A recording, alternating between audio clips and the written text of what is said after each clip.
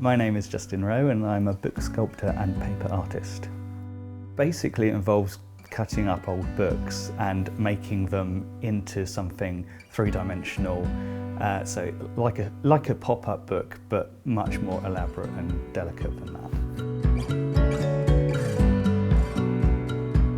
I started this because I work in a bookshop in Cambridge and I do the Christmas window displays. And I didn't know what to do this year at all, and this was in 2010, and my wife suggested, why don't I try doing some paper trees or something like that, and I made the paper trees and put them into a sculpture, and that was the first one. It wasn't meant to last at all, but since then I've just made more and more.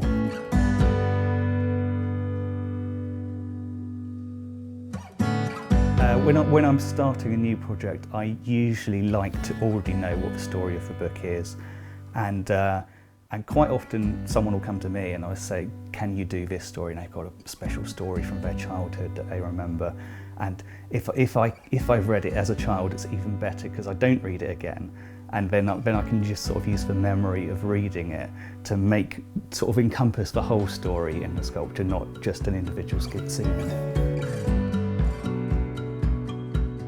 I've already done the outside on this tree, and so now I'm just trying to make organic shapes inside, just to make it look like it's a tree. I use very simple tools. All I use is a very small scalpel just to cut everything out, and it's just paper and glue really. It's nothing more elaborate than that.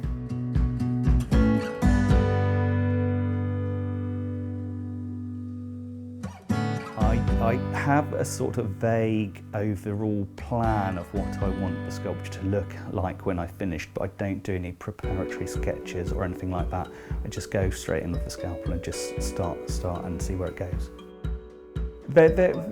There's several different processes actually involved in deciding what sculpture to do next. Sometimes it's led by an illustration in a book. I spend a lot of time going to second-hand bookshops, looking through old Victorian books, seeing if there's good illustrations, and sometimes they really lend themselves to making a sculpture from, so I build a world around that illustration. Other times it's definitely a story that I remember, and it just has a very strong visual sense for me, so I want to do the actual story rather than an illustration. It's progressed to art by basically people asking for more. So the first sculptures I did for the Christmas window, someone came and said, can you make one of these smaller for me, because the big ones I did wouldn't go in a home. And then someone else asked me for something else, and then someone asked me to do Cambridge Open Studios, so I joined Cambridge Open Studios, and it's just gone on and on like that really.